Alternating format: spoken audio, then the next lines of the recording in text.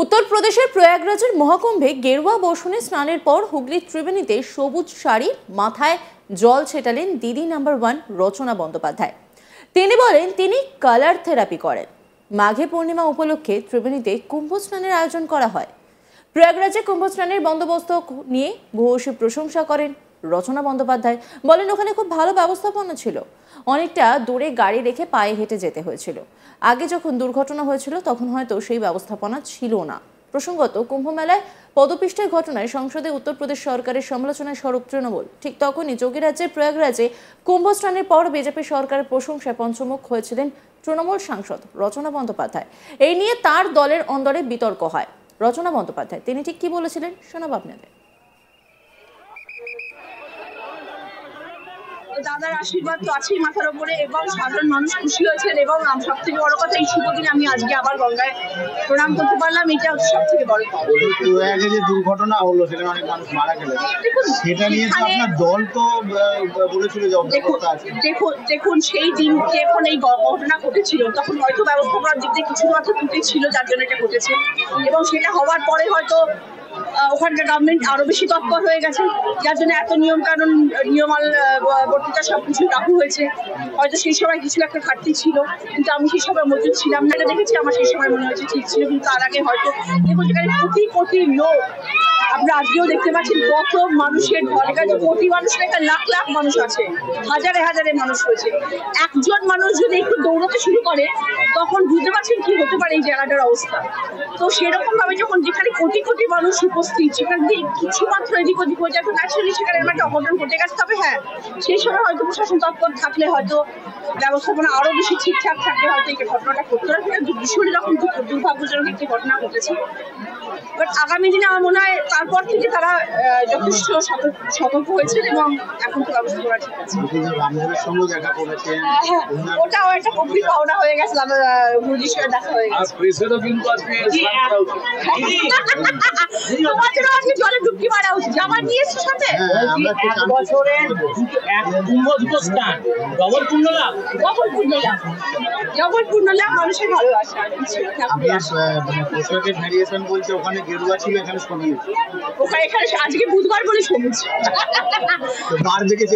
আমি colour therapy করি, আমি বুধবার বলে আজ সবুজ। বুধবার হুগলির ত্রিবেণীর কুম্ভ মেলায় যান রচনা। প্রয়াগরাজে স্নানের পর রচনা বলেছিলেন তুলনাহীন ব্যবস্থাপনা। মাঘে পূর্ণিমা ত্রিবেণীতে মাথায় জল ছিটিয়ে তারকার সাংসদ বললেন দারুণ। কি বলেছেন তিনি শোনাবো আপনাদের। আর আজকে মাঘী পূর্ণিমা 12 তারিখ, আজকে ত্রিবেণীতে এসেছি, এবং আমি ভীষণ ভীষণ খুশি এখানে আসতে পারি। ঠাকুরের আশীর্বাদ সবসময় মাথার উপরে আছে। আজকে 3 তারিখে একটি শুভ দিন ছিল, এবং আজকে মাঘী পূর্ণিমা আরো একটি দারুণ শুভ দিন।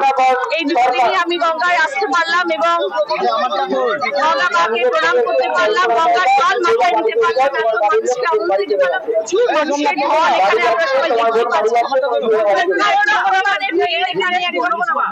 কিন্তু তারপরেও আমি এখানে এসে আসতে পেরেছি, সবাই খুবই ভালো ব্যবস্থা, সবকিছু ভীষণ স্যানিটাইজ হয়েছে, লাইন দিয়ে সবাই যাচ্ছে।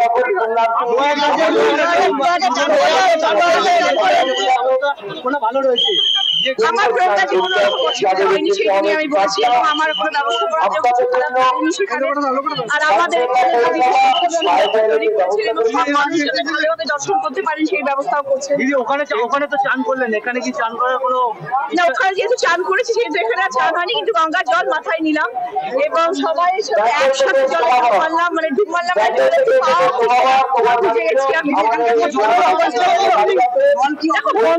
গঙ্গার জল হবে, কারণ মাটির নিচে থাকে, তার সাথে মনে করো সুইমিং পুলে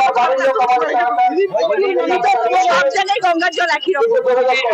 এই যে গঙ্গার ঘাট গুলো অনেকটা দিয়ে আছে, খারাপ হয়ে আছে, সেই লড়াই তো চলছেই আমার, এবং আগামী দিনেও চলবে। গঙ্গার ভাঙন বলবো, গঙ্গার পার সারাই করা বলবো, এই নিয়ে তো আমি আওয়াজ শুনেছি, এবং আগামী দিনে সেই আওয়াজ জানবো।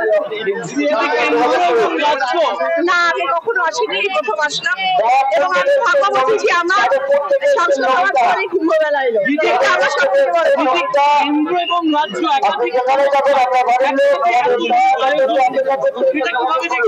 দুর্দান্ত দুর্দান্ত কোনো কথায় ব্যাখ্যা দিতে পারবো না যে আজকে এত বড় একটি আয়োজন সবার মিলিত প্রচেষ্টা সম্ভব এবং সেটা প্রমাণিত হচ্ছে সর্ব জায়গায় যে এত সুন্দরভাবে সবকিছু হচ্ছে।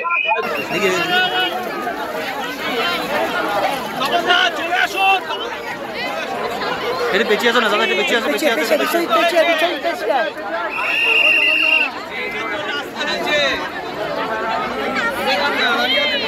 বিষয় পেছিয়ে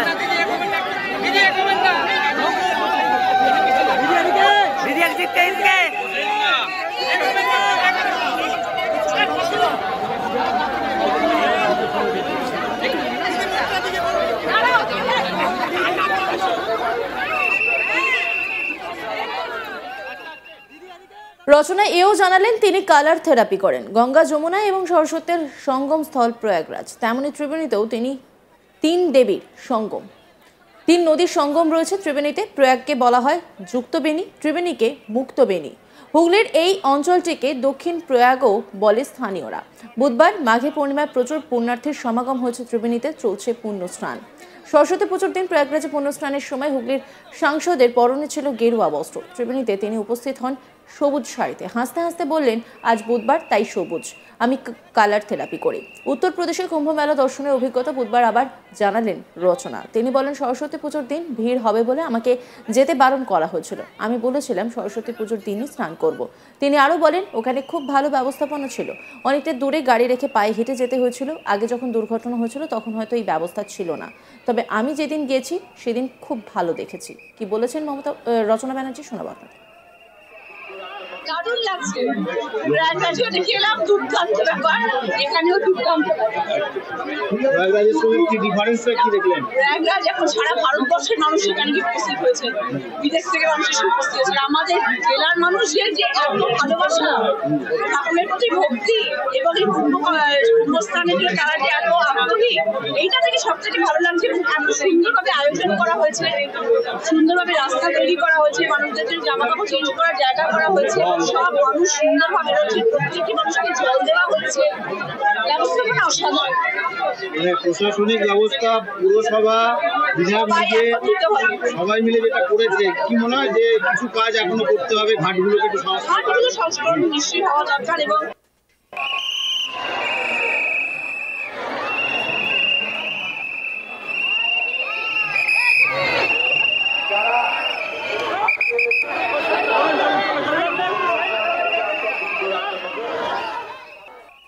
অন্যান্য খবরের আপডেটের জন্য অবশ্যই নজর রাখুন আজ তাক বাংলার ইউটিউব স্ট্রিমিংয়ে। লাইক, কমেন্ট, শেয়ার এবং সাবস্ক্রাইব করতে ভুলবেন না।